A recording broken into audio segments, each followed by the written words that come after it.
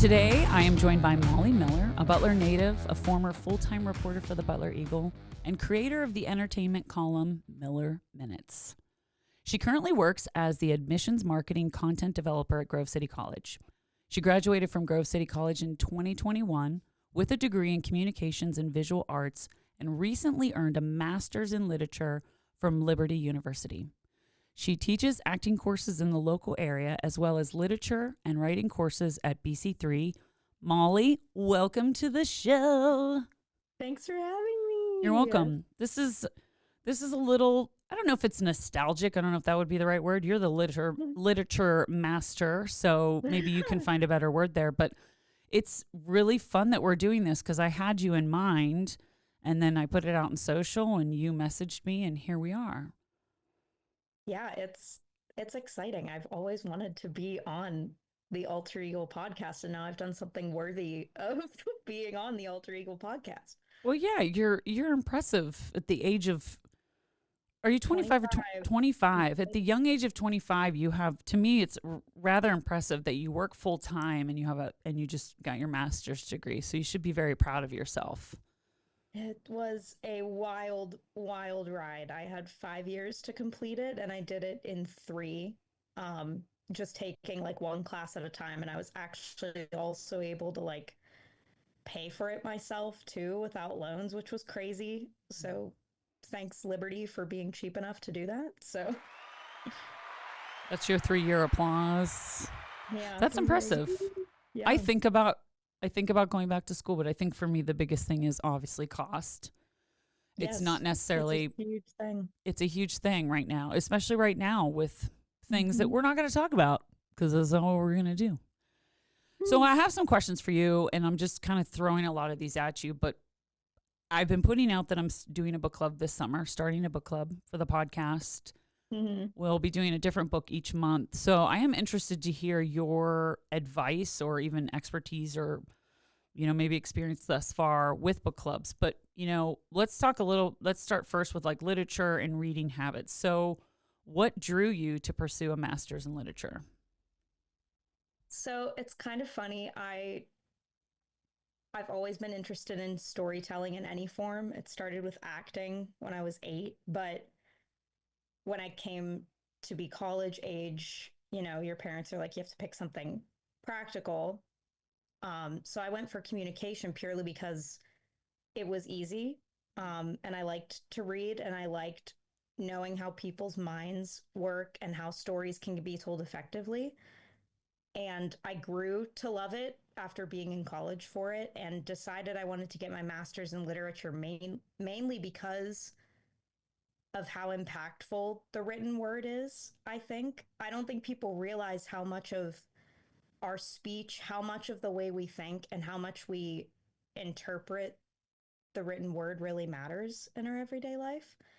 And how much stories affect us even to this day. I mean, I started reading very early purely because my mom would read to me at night, probably up until the embarrassing age of like 10. Like we would read Nancy Drew together and like Little House on the Prairie. Yes, Little House on the Prairie. Oh yeah, I still have them. They're on my shelf right now. I need to find mine. I hope that I still have them, but continue. No, I love this. But like those stories, I remember anecdotes from those stories, like from childhood, and how much they teach you about how to treat other people and how to move through the world. And so that's what I really love about literature, is how much it has to say about how we work as people. So if I'm ever in a book club, or I ever, host a book club, I always try to go back to the question of, what am I taking with me whenever I put this book down? Like what do I want to use in my everyday life? Because I think, why are we doing it if not to take something away or to learn something from it? Because we should constantly be students. And I think literature is the best way to be a constant student. I totally agree with you. That's a good reminder to tell people, because a lot of times someone will get into a position and they went to school and they learned what they need to learn and that's it. And they know everything. But if we're really paying attention as we're evolving as humans, but especially with social media these days, there's so much that we can learn. So that's such a great point. I'm glad that you said that. You know, Yeah, your academic study of literature, did it change the way that you read for pleasure? it does. Now there are some books that like I'm not looking for, what's the main theme, what's the author's intent. I mean, if I'm reading a romance novel, I'm not really thinking about that. But especially when I reread classics, like To Kill a Mockingbird is a perfect example. I read that for fun, when I was 15, but now looking back, there's so much to be gleaned from it. And so often what I'm using from my literature courses is this is just a practical tip. Like I use the colorful, like transparent tabs to keep track of, quotes I like that I want to live by or remember, or even tracking themes throughout. Like, okay, is this about family? Is this about, how is this impacting the rest of the story? Like Great Gatsby is a perfect example. The use of the color yellow is so prominent in that book, and you wouldn't think it means anything, but like you keep seeing the word yellow everywhere. Like, what does that mean? Like, asking yourself questions as you read is also going to help you to retain the message better and understand the author's intent Mm-hmm. more, which I think is important. Yeah. And I don't even know if I've read The Great Gatsby now that I'm Oh my gosh, I have like 5 different copies of it on my okay, shelf. Like, okay, I so have, I'm going to need to maybe borrow one of those and read it yeah, cuz it's so good. I am absolutely, and this is, I'm going to throw this out there, and I'm assuming that you are as well. But if I know that there's a book that's most likely being made into a movie, right? I have to read the book first. I concur I can't see 100%. a movie. And if I do see a movie and I hear chatter and they're like, oh my, I'm like, read the book. Mm-hmm. Read the book. You're going to get so much more from it. Not to say, because books are definitely a visual medium. It's just a visual medium in a different way because you're conjuring up the images instead Mm-hmm. of a director telling you what you should be seeing. And because they're such different mediums, they serve different purposes, and some people learn better and retain better through the super visual medium of cinema, and other people reading it and thinking it through themselves is going to be more helpful. But like The Great Gatsby is a perfect example of it translates well in both, Mm-hmm. just because F. Scott Fitzgerald was that much of a genius. Oh, I loved that movie. Mm-hmm. I really Which one? did. Now, which one? Because there's two. There's Baz Luhrmann, and then there's the one starring Robert Redford from like back in the. I never saw the Robert Redford version, and that's where Okay. I'm at now. I think in life I'm in a place where if there's a movie that there was a prequel to, you know, Yeah. Nostradamus. Did I just say that wrong? No, Nostradamus. Nostra. What was the one that came out at Are Halloween? you thinking Nosferatu? Oh my gosh, Nosferatu. Nosferatu, man. Nosferatu, Such a man. good film. Such a Such a good good film. film. I can't believe I Hmm. just said, what was I even saying? Nosferamus. It I, was like you were trying to say Nosferatu and I didn't get enough Amadeus. sleep last night. That's okay. Went to No bed worries. late. That's okay. It's one of those days I'm feeling squirrely. Nosferatu. There are two other versions of that, correct? Yes, there's the silent version, and I think Mm-hmm. there's. Which looks terrifying just looking at Oh, the. yeah. Oh, yeah. And Very then there's terrifying. another one from, is it the 70s or is it earlier From the than that? 70s, I think. Yeah. So I'm definitely in a place right now after seeing that film. I want to Hmm. see it again so I can get a little bit more context and certain things I think I missed. But I would Hmm. like to go back and see the others and then watch them in progression with all the free time that I have. Right. These are things Same. that are just adding to my list. Same Okay. here. Are there any authors or books that shaped your literary perspective during your studies? Well, I'm always drawn, and this is funny because I never ever in my life thought I would go into journalism, and now that's like what I'm most known for is my time at the Butler Eagle. Um, the authors that really shaped me were Ernest Hemingway and Mm-hmm. Joan Didion. Both people who came from journalistic backgrounds and transitioned into fiction, or realistic literary fiction is kind of the highbrow way of addressing it. Um, but it's the short, choppy sentences that create these larger than life landscapes, whether it's, Mount Kilimanjaro for Mr. Hemingway, or in Joan Didion's case, she did a lot with, the Hollywood novel and depicting like the depravity of the 1960s. So I actually wrote my final paper on Play It As It Lays by Joan Didion, which is what a lot of people would argue is a plotless novel with no message. And my argument was, no, there is a message there. And it's actually a message about morality and what we do when we shut off our inner moral compass and the fallout that comes from that. And it's a warning against that. So I would say those two are probably my most influential, because they're who I wrote most of my papers on, and I've read almost all of their, literary canon. Amazing. Yeah, I have not. Who was the Joan Didion you said? Joan Didion, yeah. Okay. I'm going to have to check that author out because I haven't. She's not for everyone. Her writing style is very hard to follow at times, but once you lock in and really understand her background and the time in which she's writing in, there's a lot to be gleaned from it even now. So seeing that you work in an academic setting, not just one, but two, because Grove City College and BC3, what's a contemporary book that you think deserves to be studied in academic settings?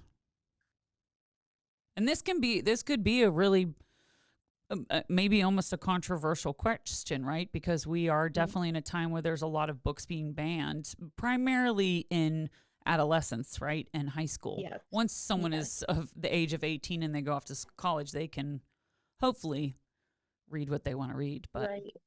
Well, it depends on how you define modern. Like if we're talking new releases, I'll answer specifically and then I'll answer generally. I think generally we need to, in academia, talk more about the impact of how memoirs are written, because a lot of people are loving audiobooks read by the author, and there's a lot to be learned from how stories are told interpersonally. When you read a memoir or listen to a memoir, it's very one-on-one, and it's often about, it's shaping history. If you think about, I'm thinking specifically of Know My Name by Michelle Miller, which is about a woman who was tragically sexually assaulted by a college student out in California in the early 2010s. Okay.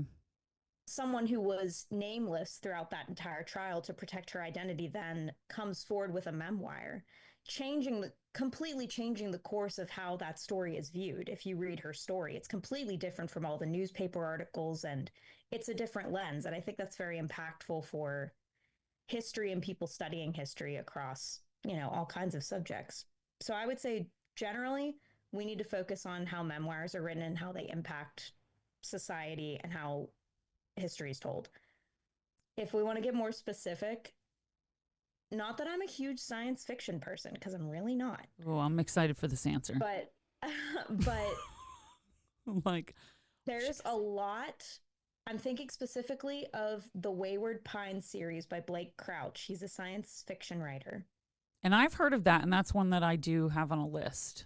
Oh my goodness, there's 3 books, and not only is it theorizing, what the world will become and what humanity will become, but it also has a lot to say about what humanity is now, and how, if we're not careful, we could devolve,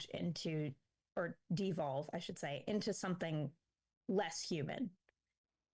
And it's super fascinating too, because it has a lot to say about morality and altruism, which I think are things that as a society we think we understand, but we don't take a lot of time to self-reflect on how all of these things could go wrong and potentially go away. And I think science fiction is a good way to kind of observe that.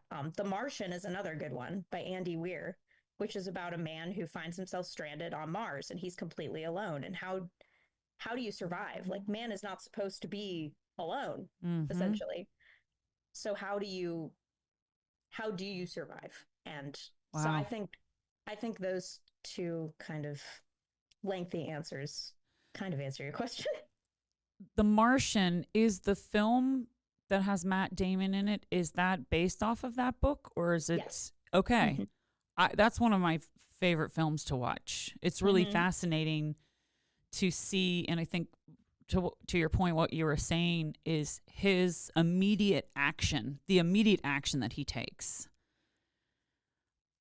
I mean, what would you do if you were hit by debris? Right, is your Mm-hmm. crew is literally fleeing because there's just incoming storm, and you're hit by Mm-hmm. debris, which knocks you out, and you wake up to your oxygen, like low oxygen, alert, alert. Mm-hmm. To it's that fight or flight. It's very similar to that in a Yep. sense, I think. But imagine being on Mars and you're in your brain, you already know, like, I am completely alone here. Mm-hmm. And not Yeah. thinking like, what am I going to do after I get inside where I'm safe and contained, outside of this atmosphere because my suit has been breached and I'm going to Mm-hmm. die just laying here, which they've already assumed I have. It's so Mm-hmm. interesting. You feel it in the movie. No matter how many times I watch it, it's one of those ones I'll just throw on when I'm like baking or something Mm-hmm. because I'm not missing what's happening. I'm not, when I Mm-hmm. watch a film, I like to sit down and watch it. But I'm Yeah. going to have to read that book because I have heard of that. Again, it's another one. It's like, yeah, with all the time I have. Yeah. Yeah. Okay.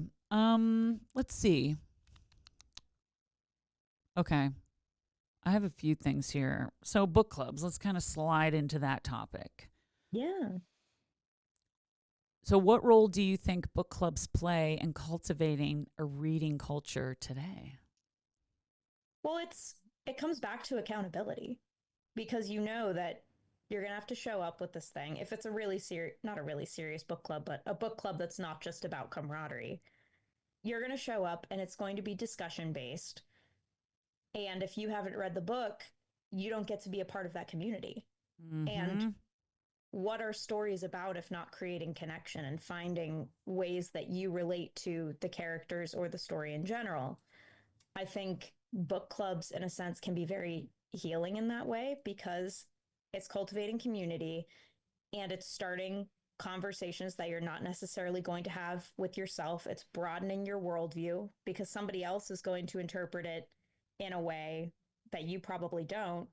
And with that broadening of your mind, you gain a greater understanding for other people and it ultimately makes you a better person, I would Mm. say. I love the accountability. I don't know why I didn't even really think about that, but it's true. I started a book club, and the first book we read is actually the first one I'm going to read for this podcast, only because of how powerful it was. But there's also a little controversy behind it. Are you familiar with what's going on with the Let Them theory with Mel Robbins and the poem by Cassie Phillips? I'm not familiar with the controversy. I'm a little familiar with Mel Robbins and the book itself. And I talked to Tammy about this, and I said it's an important conversation. I don't want people to not read the book because they're just jumping on that it was wrong that she took the words "let them" and then wrote a book. But to me, Mm-hmm. they're two separate ideas, and they're two separate, very powerful messages. There are people who are always affected by poetry, right? There are people who live and breathe poetry, and there Mm-hmm. are people who live and breathe books and self-help books. But to Yeah. me, it's like here's two women who both took something that, yes, Cassie Phillips wrote "Let Them" first, but it's a poem, and at the end of each stanza it says "Let them, let them, let them." Yep. It's not telling you exactly how to take those words and put them into action in your everyday life, which Right. is what Mel Robbins is doing. She's essentially taking the words "let them" and creating it into a theory. She wrote before that. Oh my Lord. She wrote years ago the 5-second rule. And reading that book, it almost made me a little anxious at first because I thought, oh, I feel like this is something I need to do. And Mm-hmm. whenever you do something new or you're trying to change a bad habit, per se, or not procrastinate. I feel like a sense of anxiety if I have to shift the way I've been doing something. Yep. And the reason I feel anxious, and I already know, is because I'm like, what if I fail? What if I can't follow through with this? And Sure. I've shared it with people. What are they going to think? And then it goes back to what she says. Well, let them think whatever they think. And I do. I wholeheartedly don't care. If someone like doesn't like me, I'm like, okay.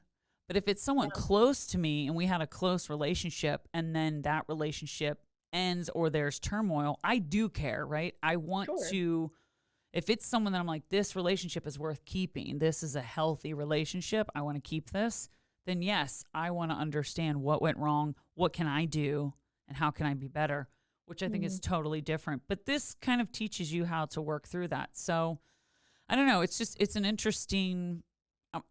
I will be interested to see who wants to read it and who wants to give their opinions on it. And I would like some people who were sort of against it to read it. Mhm. And and to your point, also, there's something you're going to take from this. Like there's absolutely some. You can't walk away from this book and not take something. Yep. And that's the lesson. Even Um, if you're taking, I don't like it. Now you know something about yourself that you didn't before, mhm, which makes it worthwhile. It mhm. made you feel something, so it's worthwhile. Yep. Absolutely. So, what's your approach when you're leading or participating in a book club discussion? You may have kind of touched a little bit on that, but maybe Mhm. elaborate. Yeah, how if I'm leading it, I think it's very important, and this is something I learned throughout the literature degree is you can't accurately grasp an author's work if you don't understand where the author's coming from or the Mm. culture from which they're writing. So I just recently did a book club that was around the world, and we read books that were written and published in other countries, again, as a way to gain understanding of something beyond America and beyond ourselves. So I would do a very brief introduction of the book and the time in which it was written. So, like, we read like Water for Chocolate, which is a book that takes place technically during the Mexican Revolution, Oh, which is wow. a very tumultuous time, Mm-hmm. which makes sense why there are so many heightened emotions. And it also makes sense. Some of the subject matter in the book is about the soldiers coming in, commandeering things. So I thought that was important to understand. Or we also read The God of Small Things, which takes Mm. place in India in the 1960s, which is when the caste system was kind of in turmoil and on the rocks, which was a lot of separation of, the touchables and the untouchables, which I think it's important for people to understand the culture that surrounds a book and even some of the personal experiences of the author that are infused into the book. That way, we're getting closer to the author's intention. Mm. But ultimately, I always try to stress to people who are reading the book literature is art, which means it's supposed to be a conversation between the consumer and the artist. So if the artist has done their job well, they're going to accurately make you feel and understand what they were thinking and feeling while they were writing. It's almost like bringing you into their subconscious. But even so, we are two different beings. And Mm-hmm. so maybe that interpretation, maybe some things are going to get lost along the way. But that doesn't mean that your interpretation is wrong or that the way that you feel is wrong. It just means that, oh, you're engaging with a piece of work that you didn't necessarily write. So I always try to stress that it's important. It's important, but it's not important to understand what the author is ultimately saying. Mm. And I only say important and not important because of that disconnect. And there's only so much that you can do as a reader to get into the author's headspace. Absolutely. Well, yeah, it has to be important because when I have people on, and we're going to get to this with you, is their why. You know, I asked you why literature. Why was that the master's? And I think for anyone who knows you, it makes sense. It makes sense. You're Mm-hmm. sitting here and you are just spewing knowledge at 25, and I'm thinking, what was I doing at 25? I was like, oh, I remember what I was doing at 25. You know, Oh. I I find that people's why explains their message a little bit clearer. And it's, with Mel, I'm starting to get into that a little bit with her right now. I'm following her podcast. I get her blog daily, so I'm reading that when I have the time to. I have a few that I've got to catch up on. It does tell you a little bit about them, and she Mm-hmm. does that really, really well at the beginning of the book. She shares where she was, which is not an easy thing to share when you're talking about being in debt Mm-hmm. and your marriage is in a tough spot. And a lot of times when people share that much personal information, it humanizes them in a way where you're like, oh, they're not this. Like, they're not up here. They're not if we were in Greek mythology, they're not Athena or Zeus, or, I mean, Zeus Mm-hmm. would be the highest of all. But it is important to have that. And so I think, do you think your opinion or advice for me, because I'm going to ask it, in doing this book club, is it important for me to try to do that with my participants, like the readers, in a way, and understand a little bit more about them to Mm-hmm. understand even their perspective of the book?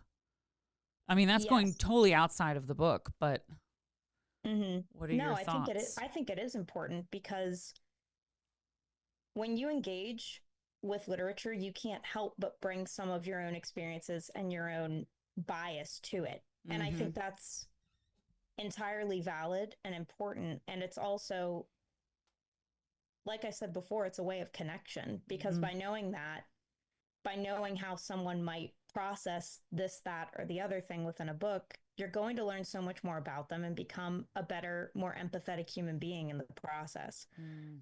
It's a community cultivator. I also think it's important to stress when you're in a book club of this type and while you're getting to know people, asking their why of reading is important. And I feel like you would definitely do that in a book club setting. Like, why is it important for you to read? Because Mm-hmm. for me, what I always try to inspire in my students is education is the one thing that people cannot take away from you. They can't take away, you know, your ability to want that for yourself. And I think that's really important because if you're not trying to better yourself while you're here for this limited amount of time on earth, what are you doing? Mm-hmm. What are you doing? You Absolutely. Here, here. Here, know? here. Okay, so let's move into some themes and trends because I'm interested to know, and I only have two questions here for you. Are there Sure. any current literary trends or themes you find exciting or troubling? I'll do exciting and I'll do troubling. And this might be controversial, I think it's very exciting that book talk, aka content creators getting into reading and pushing reading, I think that's very exciting. That reading is cool again. Mm-hmm. And that we're also saying that, we want to support local libraries, we want to read banned books. I think that's so exciting and I encourage it. Mm-hmm. Heck yeah. Like, Yes. nerds unite.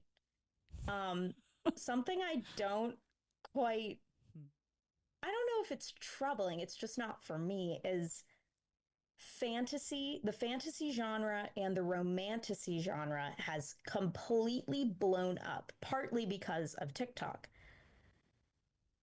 And Which I'm not really paying attention to. I'm not necessarily paying attention to the genre itself, but it's shocking to me how much people are into that. I almost feel like it's feeding our inner child, because as a kid, everyone loves dragons, everyone loves princesses, Mm-hmm. everybody loves these things. And I think it's a healing element for people. I personally don't understand it because I was never really into that as a kid. I was reading, The Hiding Place by Corey Ten Boom and like learning about the Holocaust, and that was fun for me. I don't know. Mm-hmm. But I think it's great that more people are being inspired to read these books and then going on, a lot of them, to write their own. And authors are blowing up on TikTok as they write their books or on Instagram, and they're becoming people instead of these like far away holders of knowledge in the craft. Like they're becoming more human, and I think that's good. Um, Mm-hmm. but I will say I don't understand the pull toward romantasy or fantasy, but that's just a personal thing. I'm not condemning it in any way, but I'm just like that of all things. Like I almost would have expected just romance genres in general to blow up, not necessarily fantasy and romance, but It is go interesting. It's definitely interesting. And, to tag on to the whole TikTok thing, do you think literature still holds cultural influence in the age of social media and short term form content? And you basically answered that question in a way by on. with the whole TikTok thing. Yeah. All you do all day long is tell stories. And Mm-hmm. how are you going to get better at telling stories if you're not consuming stories in some form? Whether Mm-hmm. that's watching movies or reading books or even writing fan fiction, as some people do. That's another really popular thing that's coming into fruition is Fan fiction. So fan fiction. Yeah. okay, explain that. So if you have a developed series, like let's say, honestly, Twilight is the perfect example Okay. of something born out of Read all those. something born out of fan fiction, or Mm-hmm. inspiring fan fiction because it went on to inspire 50 Shades of Grey, which again, controversial, but that's more Yes. revenue for literature. That's Not realistic at all. no, I'm no. like, listen. But you get so many movies out of it. People are getting paid Mm-hmm. because somebody said, oh, I really like this developed story, or it happens with the Hunger Games, it happens with the Yes. Marvel universe where Divergent series. Divergent, yes, all of these things inspire other pieces of work that are not necessarily published professionally, but published online in short form, like episodic form. Mm-hmm. Or like when One Direction was big. I know when I was a kid, One Direction was huge, and the fan fiction on Tumblr was and Wattpad was insane. So people are getting jobs because of literature because they have to develop these apps to publish the fan fiction. So that's just as important. Mm-hmm. And those are easier reads for people who don't read a lot. And Mm-hmm. that's not to Mm-hmm. downplay how much work the author put into their writing or their story, but Mm-hmm. it's just kind of it's fact. If you get someone who read the Twilight series, for instance, and then you gave them the Lord of the Rings, Mm-hmm. they would they it would take them much longer to read those books Yes. And because yeah. it's different for everyone. Mm-hmm. It's what are your interests? Because reading is ultimately supposed to be fun. Mm-hmm. I think academia has sucked some of the fun out of it, and people kind of have to relearn to love reading after they go through extensive schooling. Mm-hmm. But it's supposed to be fun. It's supposed to be enjoyable. If not informational, it's supposed to be entertaining. And so if you are into dragons, great. If you're into science fiction, amazing. Romance, go for it. Like there is something for everyone. That's what's awesome about literature. Mm-hmm. And I personally like having a book in my hand. Me too. That's I just do me. too. The only Mm-hmm. time I ever like I love audiobooks and I'm here for that because from time to time I have put my headphones in if I'm cleaning and stuff because for me listening to an audiobook or a podcast when I'm cleaning, I'm going to stay on task.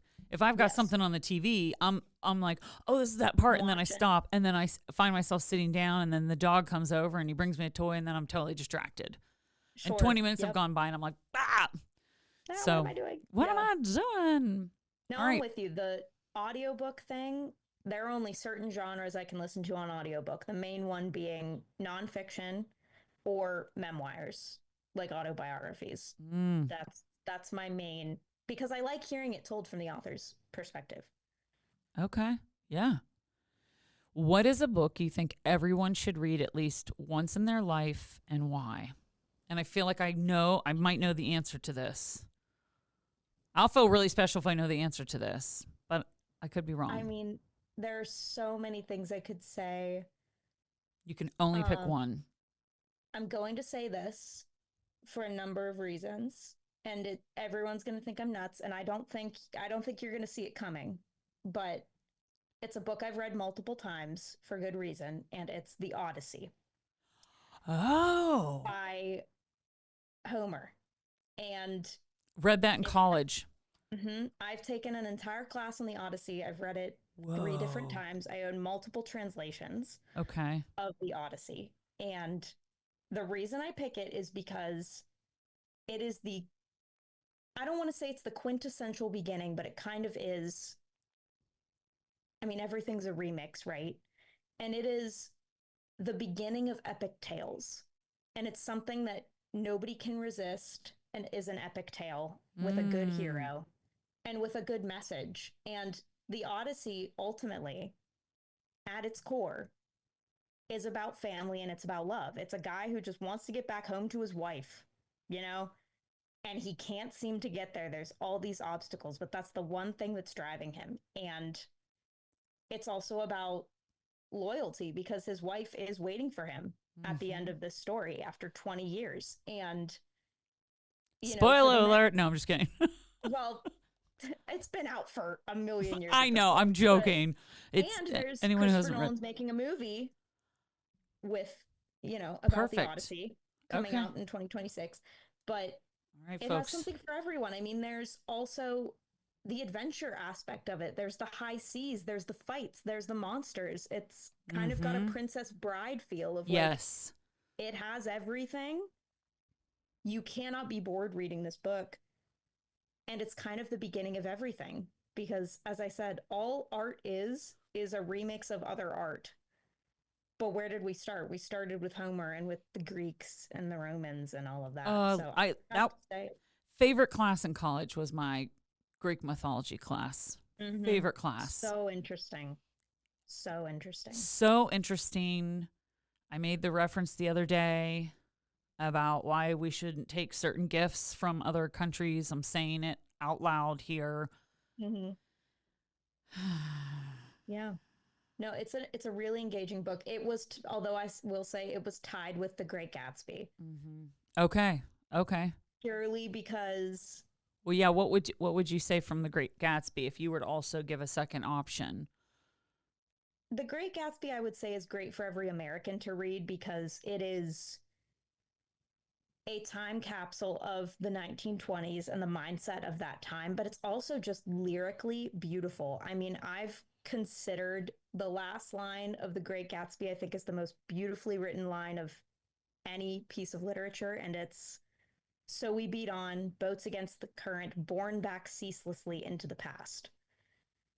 And is that not what we're all doing? We're all caught in the wave of our past at all times. So it Mm-hmm. makes it relatable and it's so gut-wrenching knowing how The Great Gatsby ends as well, because how does Jay Gatsby ultimately meet his end? By chasing the past, by staring out at the green light instead of staring at what's around him. So it's a reminder of, practicing presence as well, because we Mm-hmm. don't want to meet our end like Gatsby. We want to continue to move on and not do things purely so that other people will look at us, but so we can be happy with ourselves ultimately, as Nick, the narrator, learns to do. And that's Mm-hmm. why he says it at the end. So I would say, if we're speaking purely American and like American culture, I would say The Great Gatsby is timeless and needs to be studied forever. All right. I like both of those options. Actually, I'm really intrigued to know that there's a film being made about the Odyssey. Oh, I'm so excited. There That's have been films exciting. before, but in the hands of Christopher Nolan, I think this is one of the only capable directors who could tackle such a epic story. And with the cast that he has lined up, I think it's going to be really, really good. How how how many pages are in that book? Depends on your translation. Okay. Um, I've read I've read like a 500-page version. Um, but I mean, that being said, I think the one that's on my shelf right now is like 300. I mean, it's a huge poem, so like there's not as many words on a page as you would think, which is why it's longer. Mm-hmm. Okay. I just remember it being. I feel like I do remember it being pretty significant. Mm-hmm. I mean, it's no Count of Monte Cristo, which arguably is my favorite book of all time. Oh, But geez, girl, you're just dropping. I'm sitting over here thinking, oh, I read. Count of Monte Cristo is the largest book I've ever read. I wouldn't say it's for everyone, but when we talk about the epic tales, Mm-hmm. it's, I mean, you couldn't have the Count of Monte Cristo without the Odyssey, which is why I picked the Odyssey. But Yeah, fair point. yeah. Okay. All right. So let me look at these. Sorry, I'm like kind of, this font is so small on these questions. So there's a couple I skipped up here. Nope. Okay. How important is representation in literature to you, and how has that shaped your reading or academic work? Oh my goodness. It is, I mean, it's essential. Um, I feel like reading is really like the first step into understanding other cultures, other worldviews. I'm thinking specifically about like reading memoirs of people who've been victimized of certain crimes or marginalized in different ways. I think about there's a memoir by Roxane Gay, um, she's American, but she's of Haitian descent. Her memoir is called Hunger, and it's about the marginalization of people who are obese and Oh, how interesting. society values people who are skinny over people who are overweight. And why is that?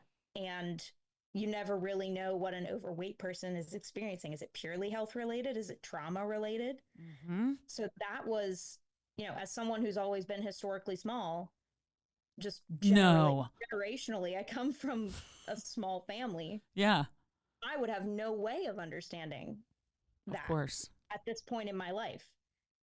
And reading that just kind of changed like my whole relationship with food, honestly, and Interesting. how food is talked about in my family and how we as a culture talk about food. We always talk about cheat days and like, oh, I shouldn't have this because I'm on a diet. And like diet culture as a whole, it really made me observe that and Mm-hmm. think about how toxic it is. So I would say representation across the board. I mean, The God of Small Things is another one that's about India, and having friends who are Indian, knowing what they grew up with, it helped me to sympathize with them so much more. So there's so many ways it could go when it comes to representation, but I think it's important to not necessarily make yourself uncomfortable with being uncomfortable, but I don't think you should ever shy away from a book just because it's not going to exactly match your experience. Wow, I love that. That's Yeah. such an important message because you bringing up the whole food thing and obese people. It's growing up as a dancer and having a professional dance career. I witnessed a lot of girls, friends who had eating disorders. And when you're at Mm-hmm. a young age where you're taught most of the time, this is right, this is wrong. And we Mm-hmm. sort of go through life up to a certain point to where then we start to have our own experiences and that frontal lobe's really developing and we're there where we're like, actually, I don't agree with that. Mm-hmm. I do think it's possible to be told something your entire life and then have an experience that changes that Mm-hmm. perspective. And when it comes to the dance world in particular, a lot of that has changed. Mm-hmm. Not everyone's mindset has changed, but there is a lot of change in that. I think that Missy Copeland is a prime example. Oh, I Not love as Mr. Chilton. not as far as but she was judged for her body because she was African American, which Mm-hmm. is just always so bananas to me Mm-hmm. that people have a problem with someone of color being in that principal role. But Mm-hmm. she also has like a very athletic build to her. She's gorgeous. She's tall. She's got long legs, but she Mm-hmm. is a very athletic woman. Mm-hmm. That's what dance is. Yeah. Dance is an athletic. Cheerleaders, that's athletic. They're athletes. What they're doing with their bodies takes a lot of stamina, a lot of focus and dedication. Not that other things don't, I'm just talking about dancing. But with the food thing, it's interesting because I saw so many girls going through that. I had someone tell me once, and I was at an age where I was like, man, no, I'm not going to do that. But I was putting on a dress for a competition, a gown, and it had been my senior prom dress, which I'm just going to say my senior prom dress it was a straight dress and it just had a slit in the front. Mm-hmm. It was a size 2. When I went to college, I started lifting a lot because I was running track, and my thighs got bigger, muscular. I ended up gaining muscle mass, but when I took measurements, my waist was small. I was getting that sort of V shape to my body, right? But my thighs did get more muscle when I put this dress on in front of this adult. She looked right at me and she said, well, you can't wear that. It's too tight on your thighs and it's loose there. She's like, well, unless you want to not eat for a week. And Yeah, I you looked can't. right at her and I said, this is muscle. I'm not going to do that. I'll find another dress that fits better. It didn't hurt me. It made me mad because I thought, how many times has she said something like that to a little girl or a young woman and they believed her and they started doing that? Yep. To go off on that tangent for a minute, it's true. It's really sad how we're in a society where people can just look at someone and judge them and not know anything about their story. That perspective is changing. I love that, though. That's such a good point. I want to, keep that in mind when we are having these conversations, when I'm having conversations in this book club, because that's a really important one, especially. Thank you for that. Yeah. What Yeah. progress have you seen in the publishing world in terms of amplifying marginalized voices? I've definitely seen the rise and importance. I know as someone who consumes media now, it's a constant question on my mind. Am I getting both sides of the story? And I don't know if that comes from my background covering crime or what, but I'm always impressed nowadays more so than I was, the unique angles that we think about in publishing, like who are the stakeholders. This is more journalism as opposed to literature, but there was an article the other day, and I think it was the New York Times or the Wall Street Journal, and it was a photo gallery of famous people's living rooms. And it showed celebrities in New York City in their living rooms. And I was like, I said to myself, like audibly, I didn't know I was interested in that. But it isn't untouched. Yeah, it's interesting. How the other half lives. And like, yes, there is such a huge importance on covering celebrities and writing about celebrities and whatever, but like, it was fascinating to read about all the same. And it is, I mean, it's celebrities, but it is representation. I mean, they're not the common man. They are apart from us. But hand in hand with that, we're seeing so many more interviews and articles and representations of people who are marginalized or even misunderstood. I'm thinking about anything that's been written about or covered with Gypsy Rose Blanchard as she comes out of prison. That story is being told. The Menendez brothers are being written about more and shown from different angles. The Maddaw murders, like, I know I'm speaking strictly true crime, but that's really where I'm seeing it is. Well, it's very popular. It's very popular as a genre in all mediums, film, podcasts, literature. But we're more focused on getting both sides of the story and looking at everything from every angle. So in a way, I think publishing is doing great on that front as far as representation, because we're thinking about how issues affect the marginalized and affect the underrepresented more so than ever before. I've been following Gypsy Rose Blanchard from the beginning. and I'm watching her series currently. It's in season 2 now, and I just watched the episode. It's so wild that you mentioned her. I just watched the episode from her book signing, and the bookstore was being threatened. And I think I've learned to do this since I've worked for the Butler Eagle, and you can speak to this too. It can be hard at times, right, to not want to say your opinion. And I've been given the freedom to do that to a certain degree because I'm not writing for the paper. If I was writing an article for the paper, it can't be biased off of your opinion, right? You're telling the story. You're going off of what you were told from the questions that you asked, and you're reporting it to you're like, here's what I know. Here's what we know. Here's what we're telling you. But for me, it's interesting to be able to say, no, actually, I don't think that we should be demonizing this young girl. How many of us can sit here and say that any of us went through what she went through? Following her and watching her and seeing her story and how much scrutiny she's under. Here's a woman, a young woman who, for the most part of her life, she was like 24 when actually 24. So she was a year younger than you. I believe she was 24 exactly when her mother was murdered. I do think there was a part of her that believed that, he was going to just come and take her away. Again, they were just going to run away. I don't know if she actually believed that he was going to do what they had talked about doing. There was such a innocence about her because she was made to stay young. She didn't have experiences that we had. She didn't even go to school.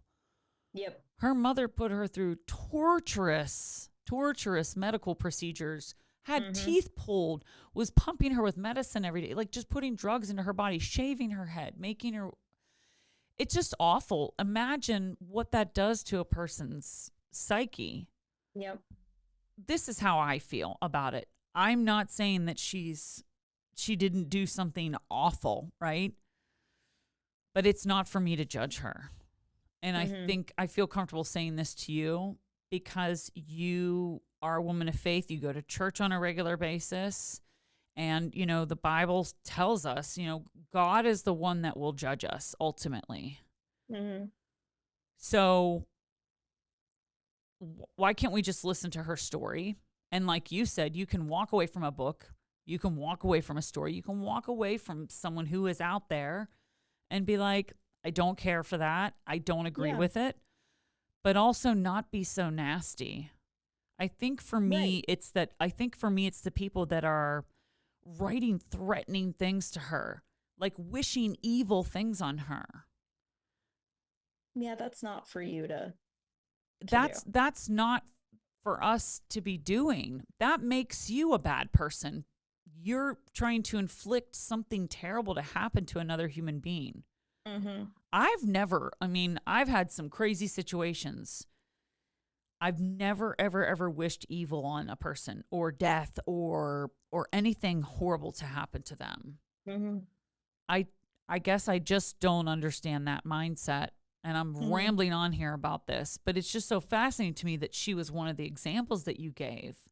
And I had a thought. She has that book, and I think about, who am I to tell you that you can't tell your story from your perspective? I'm here to learn.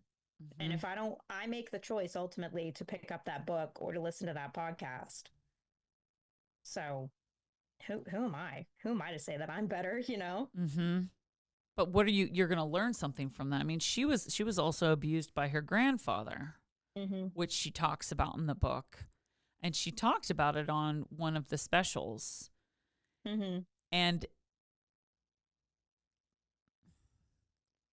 how do you tell someone that they didn't experience abuse when they know and they remember? There's like details that you remember when you go through something like that.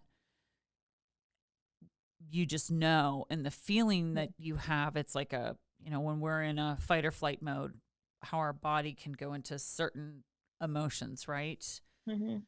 It's kind of the same whenever you talk about abuse. You can physically feel what happened to you. And that's the thing is whenever someone's sharing that part of their life, it's not an easy thing to share, but it lets other people know that they're not alone, which is Mm-hmm. obviously part of the messaging behind her book is to let people out there who maybe have gone through something like that or experienced something like that. Or she even has said maybe there is someone out there who might be experiencing abuse from a parent, similar to what I was going through. And I didn't think I could get out. I didn't think there was a way out, or I would have Mm-hmm. gotten out. She had no way to get out. She didn't think anyone would believe her. And every Right. time the couple times she did kind of get away and her mom would get her back, it was worse. She wants people to know that there is a way out, that there is help, that it's not supposed to be that way. And that to me is the powerful message. I haven't read the book yet, but I do know the synopsis, and that's essentially her main goal was to be like, I hope it helps someone, even if it's just one Yep. person. Yep. How is that a selfish thing? Writing's Mm-hmm. so therapeutic too. Mm-hmm. So It there's truly is. that judgment behind that. So Molly, one last question, and then I want to see if you have anything else to share. Sure. Do you see yourself as a published author one day? I would really love to write a book. It's one of my biggest dreams. Whether I have plans for fiction and nonfiction, and I mean, I have drafts of screenplays or novels, sitting in my computer. So it's just a matter of Mm-hmm. taking the time and having the confidence to put that story out there and to realize that all stories are important, all experiences are important, and they deserve to be shared because, like you said, they'll create connection and they'll ultimately educate people. Mm-hmm. I mean, and you're a 25-year-old woman who has accomplished a lot in your life. You talked about a doctorate. That's next, yes. That is next. Are you going right for that? I'm taking a bit of a break to save some money, but ultimately I hope to get a doctorate in English. Mm. So, Okay, awesome. yeah, that'll be a 7-year process. I was going to say, yeah, how long does it take to get your doctorate? So you have 7 years to Mm-hmm. do it.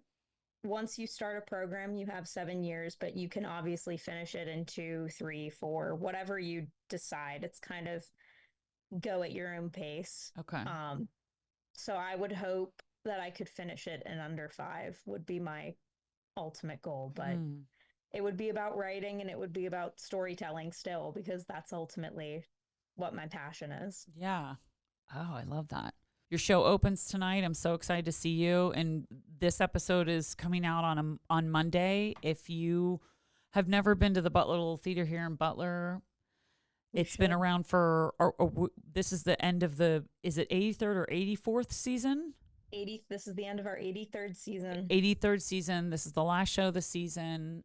Exit laughing. Molly is in this play, and I'm going tonight. I can't wait to see it. There's shows next Tuesday. So if you're listening to this episode on Monday, May 19th, the show is still open through the weekend, Tuesday through Saturday, Butler Little Theater. Check it out. It's down by the Armstrong building right off of Main, like if you're headed towards Clearview. I'm throwing all kinds of just like blah, blah, blah, all kinds blah, of blah. directions out there. I'm yeah. trying. You're local, clearly. Yeah. There's so many people that say they didn't even know that exists. So if you've never been to the Butler Little Theater and you love seeing live theater, I implore you to go see the show and enjoy it. Molly, what else do you want to leave us with? No matter the medium, keep consuming and telling stories, because that's ultimately what makes us human and what brings us together. So keep doing that, and don't ever be afraid to do that. If you're an aspiring author or filmmaker or whatever, keep making art, because we need it. Well, thank you. Thank you for taking time with me today, and yeah, thank you for having me. You're welcome. That's all for today's episode. Next week, we will be off for the podcast, enjoying Memorial Day, getting outside, spending time with friends and family, and I hope that you get to do the same. Thank you for tuning in to Alter Eagle. Join me every Monday for a new episode, and be sure to click subscribe so you don't miss a single episode. Follow us on Instagram at Alter Eagle Podcast. Until next time, stay safe, stay hopeful, stay kind.